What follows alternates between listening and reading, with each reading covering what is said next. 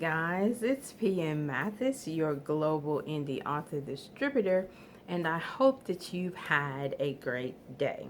Now, today's title is Pleasure or Pain, which is your purpose, right? You know, I like to come to you with 3 points. My first one is recognize what is going right, gratitude rather than regret, right? So we don't want to spend too much of our lives in a situation where we're regretting what has happened in the past or what's currently going on. You have to find contentment in the midst of what you don't see happening for you right now. You have to remain in peace. You have to remain hopeful. You have to be in expectation that God is going to come through, not man, but be expecting God to show up for you. Because we recognize that is His purpose in our plan. His purpose and His plan for us. He knew us before we got here. He knew us before our parents called us into the world. He set into place the moments of our lives. He has decided that you have a destiny, a purpose, and a plan. And ultimately, we know the underlining purpose is to bring people to Him, right?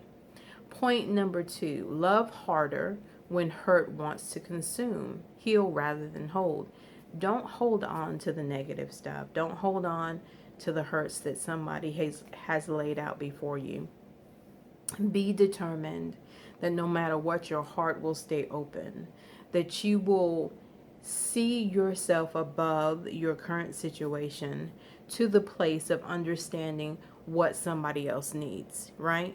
Because we understand that this life's journey is not about us.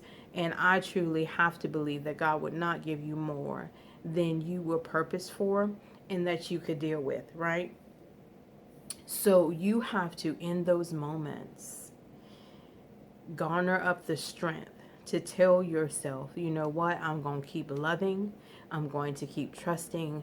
I'm going to ask God to give me the wisdom and the discernment of who I should allow, how I should walk this thing out where I don't become angry and I don't become bitter, right? Point number 3, stay at peace within. There is strength in the struggle. I know it gets hard and it looks like it's just not going to come to pass what you're hoping for. But you have to remain hopeful. You have to remain on purpose and on point, because there is an ultimate end for even the struggle that you find yourself walking through, because on the other side it is this glorious strength that you will later on figure, you know what, I didn't know I had that, but this struggle has shown me how brave, how courageous, how motivating, how inspiring I actually am, right? Okay, so that takes me to my first scripture, which is Psalms 16:11, and it reads, Thou wilt make known to me the path of life. In thy presence is fullness of joy. In thy right hand there is pleasures forever. There is the fullness of joy in doing what God has placed you here to do. And like I said, the ultimate end game is to bring people to Him. But in your gifts and in your talents and how you relate to the world, because we're not all the same. Excuse me. But God has a specific plan and a specific purpose for you. And what you need to do is you need to grab a hold to that. Know your why for standing up and speaking out. Know your why for even getting in position and relationships and situations that hurt and take away from the purpose and the plan that God has for you. Because sometimes we just are in a rush. We're just sometimes not feeling like it's going to come through, so we make a decision, right? Just like in the Bible where you look at Abraham and Sarah. Perfect example. And so we have Ishmael, right? So sometimes you just need to wait, Because if not, then you're going to cause a very serious cause and effect that you're still going to have to deal with, and more than likely it'll be a lifelong lesson. So learn how to wait with purpose, okay? You get to choose what you want your life to look like. You do realize that, right? You have choices. You have choices whether you stay in a relationship that's not working. You have choices to stay in a job that's not fulfilling. You have choices to be the greatest parent that you know how to be. Or you rely on the world to tell you that you're not doing a good job. You have choices. You make your life look like what you imagine, what you dream, what God has given you. Like I've said, I mean, I'm excited that I'm gonna close out 2019 with a bang, right? So I'm choosing to be positive. I'm choosing to be in expectation, not necessarily in man, but always in God, because He knew I would be here before I got here. He knows how to help me self motivate and self encourage, and I want to be able to help you do the same, because what I speak and what I say is not necessarily coming from me, but God through me, in order to get the word out to you that you have every tool in the toolbox that you need, because He provided it before your parents even thought about having you, right? Donate time to your own vision first, and then they will come. You stay determined and focused on your gifts and your talents, whether you have people showing up for you right now or not. And as long as you're committed, as long as you're dedicated, as long as you be consistent, they will come.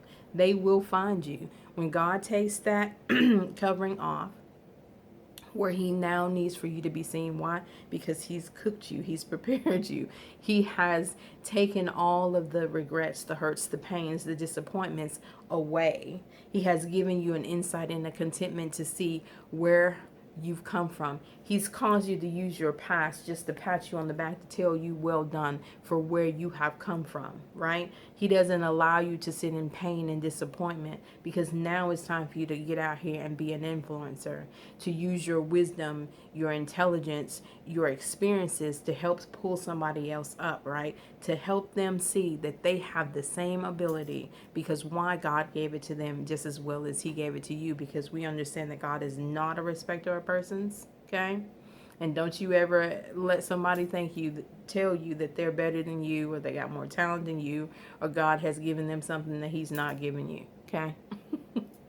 You must pull the layers back on your own past in order to uncover your future. You got to look at some stuff, guys. You got to tell yourself, okay, so this, that, or the other didn't work. I've made some bad choices over here. I've loved and been hurt, or I left when I should have stayed, or I didn't do parenting as well as I should have. Okay, so pull those layers back, figure out why, and move forward. Don't get stuck. Don't beat yourself up. You have to forgive yourself in order for God to forgive you, right? Because that doesn't just apply to other people. You have to forgive yourself for the decisions and the time wasted. And everybody knows Pam don't like time wasted, but I wasted a lot of time. But I have to forgive myself in that. And maybe some would look at it as wasted time or not wasted time, because maybe God was preparing me and cooking me in those situations to get to where I am right now, to be content and appreciate the struggles and the experience and the sacrifices, right? So you just have to look at where you are, look at where you come, and not beat yourself up about it. Give yourself some grace and mercy, right? You cannot lie to yourself and expect the truth from others. You can't just be telling yourself something, right? And not showing up for yourself, and not being determined, and not self motivating and self encouraging, and then expect other people to tell you the truth. That it just doesn't work that way. You have to be able to stand in your own truth, and though it might hurt, and it might be disappointing, and it might cause you to say to yourself, how did I get here, and why did I do that?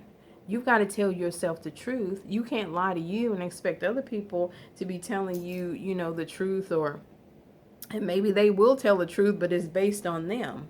And how is that going to help you, right? Unless they're telling you, hey, you can step past this. This is not a death sentence. Yes, that was a bad choice, but you know what? Here's what you are doing currently. As long as they're celebrating you and as long as they're helping you walk forward, then okay, fine, not a problem. But don't lie to yourself and tell somebody else and expect somebody else to tell you the truth. That's crazy, right? It starts within. It starts with you, right? Because what you expect is what you get. You must trust the person in the mirror. You got to look at yourself and say, you know what? Though I don't see it now, I know that I'm going to get to that place. I have self-confidence. I have God confidence. God would not tell me something and get me all excited about something and not make that thing come to pass.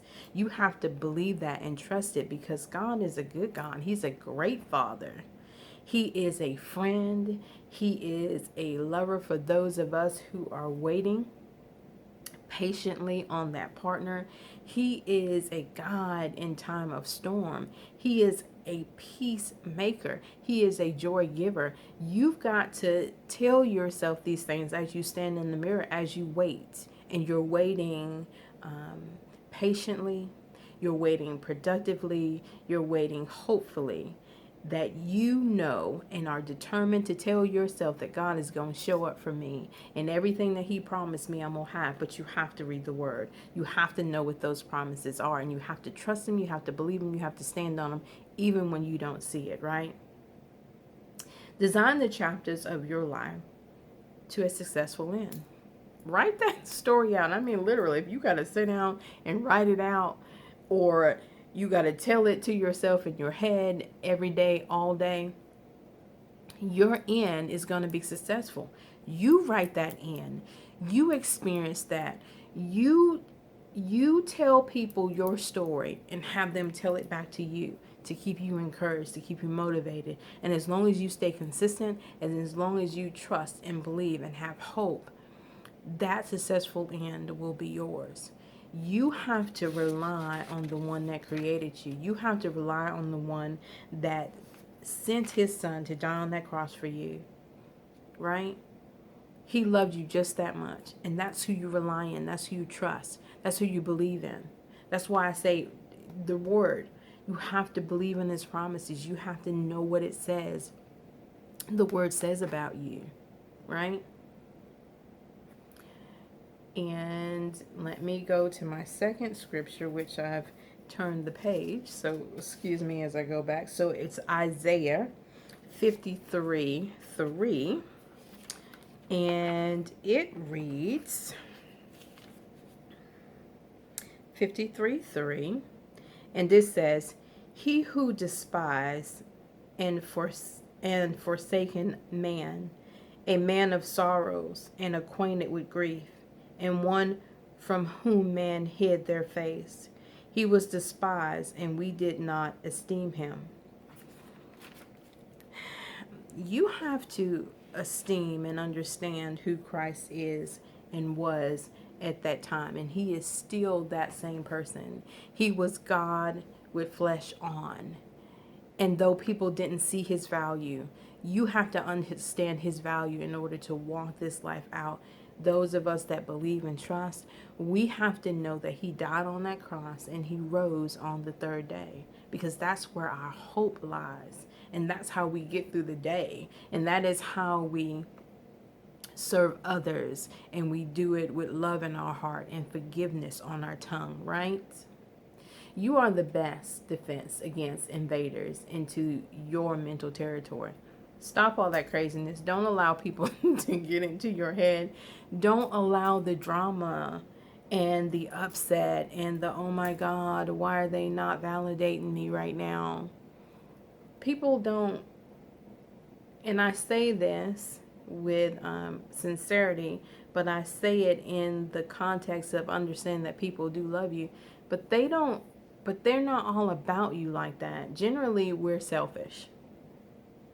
And we do and we say to get what we want, right? So don't let somebody's negative attitude or negative words towards you cause you to stop or floor you or get stuck. Because at the end of this thing, they'll go on and live their life.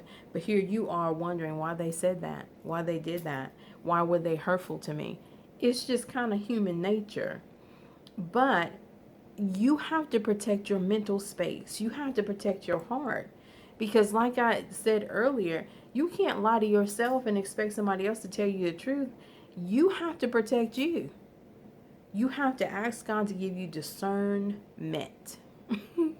To tell God to say, okay, is this person good for me? Is this relationship or situation or experience something that I need to take on right now?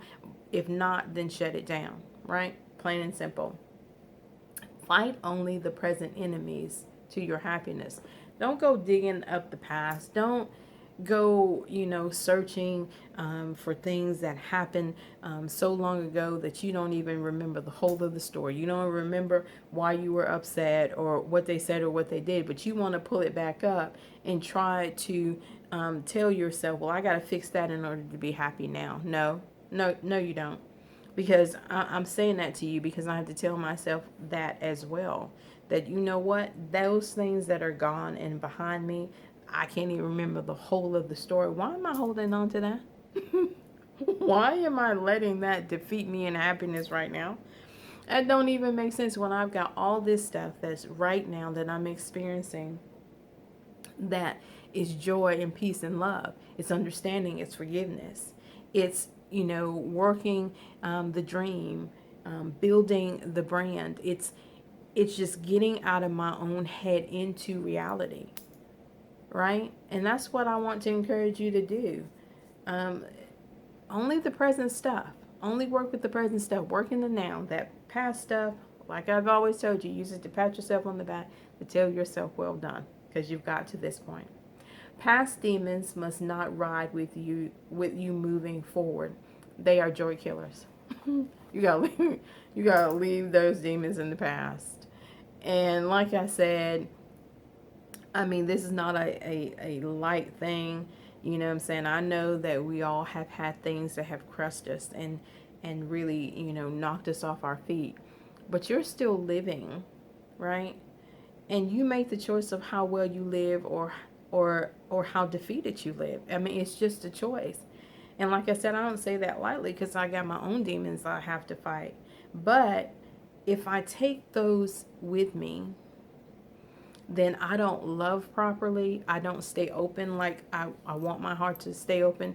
There's this little piece of bitterness that, waves at me all the time. It's this little piece of anger that says, oh, okay, so that's what you're doing? That reminds me, and that looks like what I've experienced before. But what I have to do is I have to shut all that down.